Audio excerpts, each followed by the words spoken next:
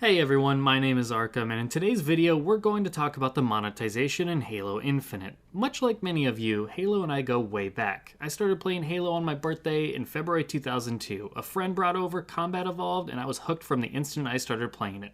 We spent many days and nights doing LAN parties with our other friends, and then with Halo 2 and 3, that trend continued over Xbox Live.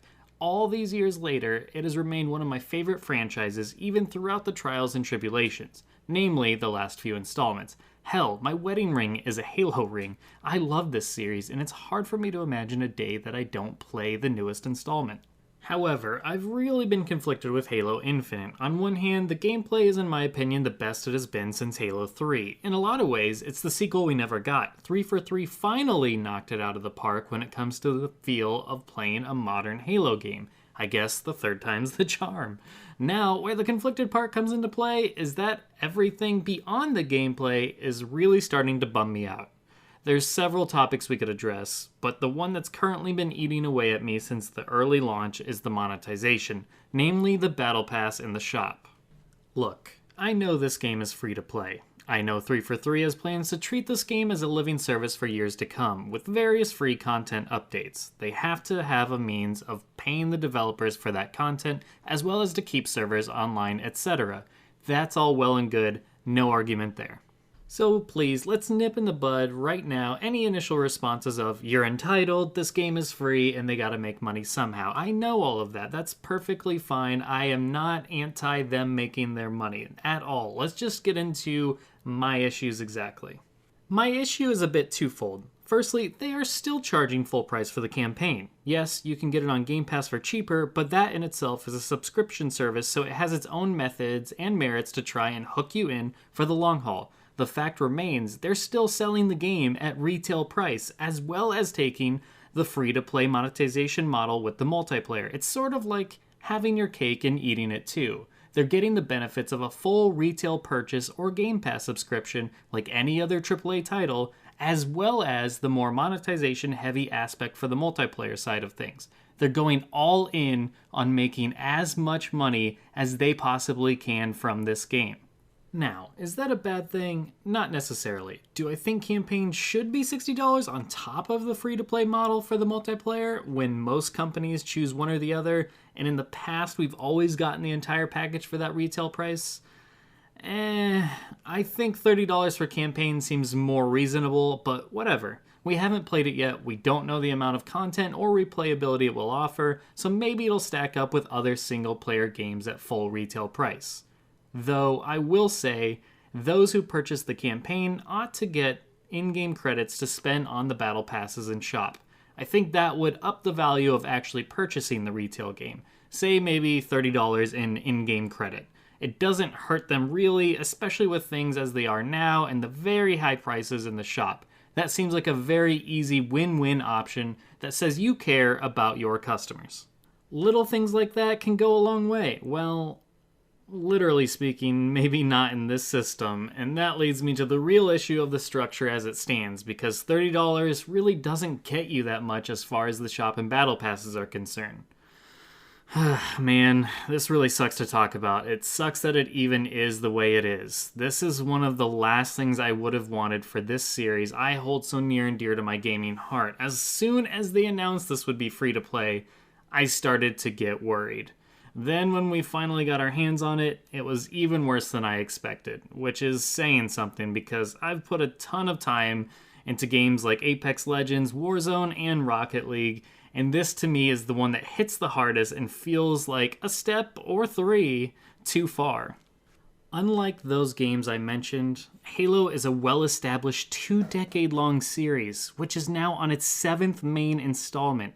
To take all the armor options, all the customizations, the personality, the charm of what sets each player apart and makes them identify with the Spartan they play as and how they represent themselves online with their friends, and to sell all of that to us at ridiculously high prices for very little actual content you receive for your purchase is nothing short of sickening.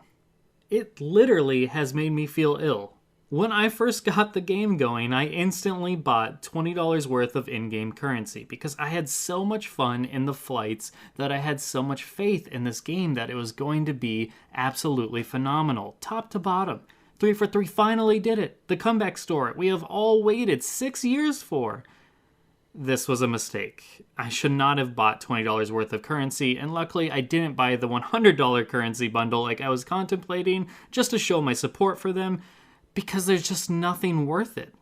Armor bundles for $20, a couple weapon colors and a stance for $7, a chest piece with 2 pineapple grenades on it and an emblem for $10, swords, better looking swords mind you than what is included in the free event for 1 armor core and an emblem for $15, a desert camo coating for 1 core, and the vehicles, and some longhorns for the warthog, all for $15. This is crazy. Crazy. Like crazy. And that's not even the worst of it. We have a battle pass that you paid $10 for with only a baker's dozen pieces of armor included, with the rest being padded out filler. It's Halo Reach themed, and you don't even get all the armor pieces for the Reach Spartans. You get some, but you have to buy the rest from the shop at premium prices to complete the outfits. The free Tenrai event, a super cool trailer showing off the event. I was super excited for this. Promo art dating back to the very first footage of multiplayer over a year ago. The best stuff of this event you have to purchase from the shop, such as the swords I mentioned earlier, as well as the main set of armor that everyone was excited for. Additionally, all the cool color codings, the emblems, and visual effects like the cherry blossom kill animation, you have to buy it all, and not for cheap.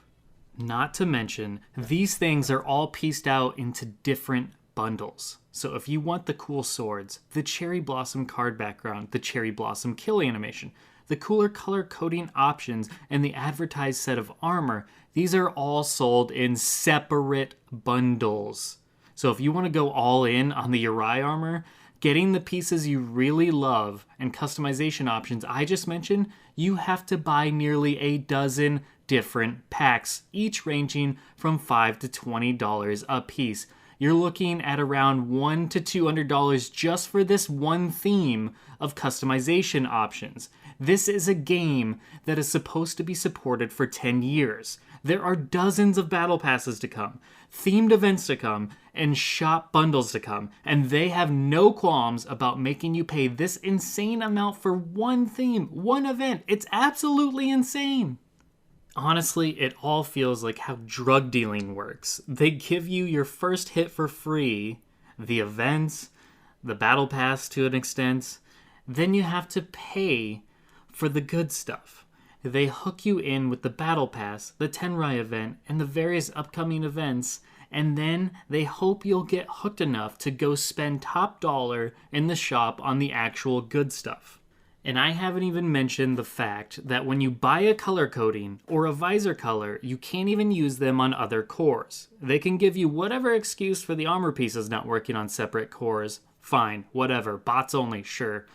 But the color codings, the visor colors, no excuse. Absolutely no excuse other than to require you to buy them multiple times in separate high-priced bundles if you want to use multiple cores throughout the life of the game. That is so gross. So gross. On top of this, they sell you emblems and codings individually for every single possible slot that they could go into to make it seem like you're getting more from the bundle. There's no reason to have to see an emblem listed as a player card emblem, a vehicle emblem, a weapon emblem, and an armor emblem, other than to show you getting the same emblem 5 times.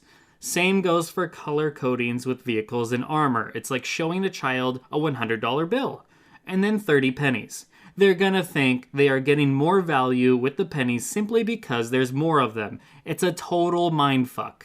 Then you have kits. The HCS skins, each sold for $10, and some of the Reach skins come in kits. You cannot change anything on them or it disables the whole kit. Want to remove the emblem from the armor? Off goes the kit. Want to change your helmet? No more kit. Want to change the weapon emblem? No kit for you. Mind-boggling decisions. None of this is player-friendly. None of this is a good way to allow players to express themselves. None of this is ideal for avoiding FOMO. None of this is what a Halo fan would want. 343 claim to be Halo fans. I've seen it. I've seen their passion. I believe it to a large extent.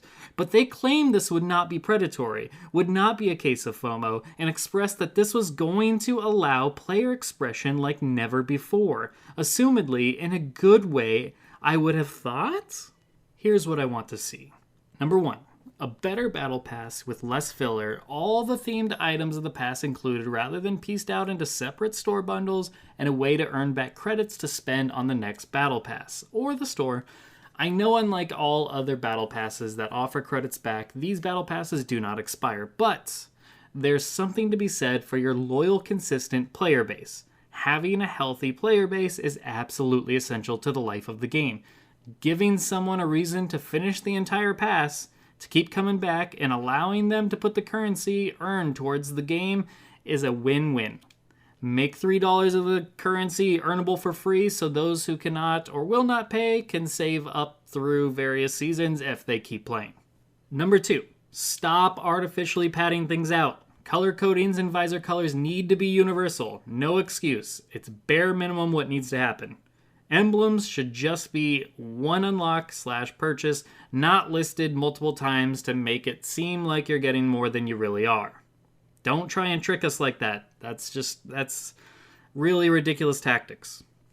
And that's where the label of scummy gets thrown around. So I don't like to get to the vitriol and whatnot like that, but yeah, let's just avoid even going down that road altogether, please. Number 3, store items need to be cheaper and better in value. No, this does not mean you have to swing to the other extreme where everything is a nickel because I want you all to get no monetary support for your work and see this game die off due to lack of budgetary funding, etc. Not at all. A happy middle ground is necessary. Rather than shooting for billions at the expense of your player base's happiness, be content and happy with hundreds of millions, if not a billion, and a happier player base backing you in the long term. Maybe that's not a conversation for you to learn. Maybe it's Microsoft. I don't know. Whatever. But I really hope that's the fight that you're fighting now because that's what we need. Remember, this is a marathon. Wink. Not a 50-yard dash to see how much you can rake in right away. Play the long game. My proposal would be to see things like coatings, emblems, visor colors, emblem backgrounds, and stances at $1. Armor sets, armor effects, and kill effects can be $3 to $5 due to the higher amounts of work needed to create them. Then, if you want expensive bundles like $10 to $15, you need to include a real deal with it. Several coatings, some emblems, a couple armor sets, you get the idea. All the Tenrai stuff for $15, for example, the stance, the armor pieces, the emblems, the coatings, and the kill effects, all in one theme bundle for $15, and you were on the right track. I would have bought it already, and I know several friends who would have done so as well. Instead, we bought none of it.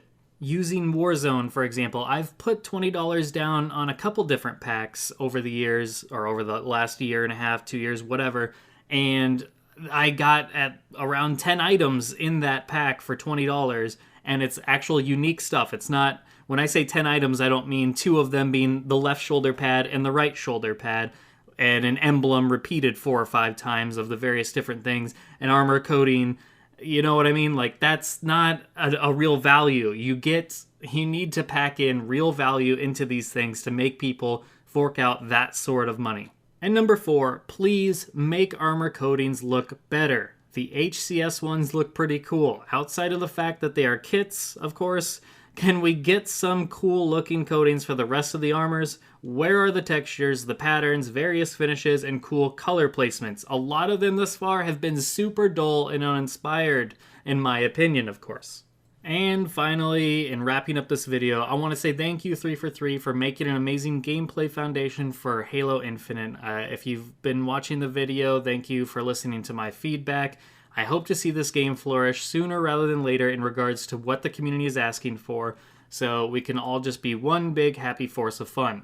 There's a ton of potential with the game. Please don't let greed ruin it. Make your money, but make it reasonable and fair. I will gladly pay $100 plus towards the game as the years come, but only if things become reasonable. It's like going into a fast food place. If I see fries are $6 and a burrito is $18, I'm probably just going to eat somewhere else, regardless of how good it looks.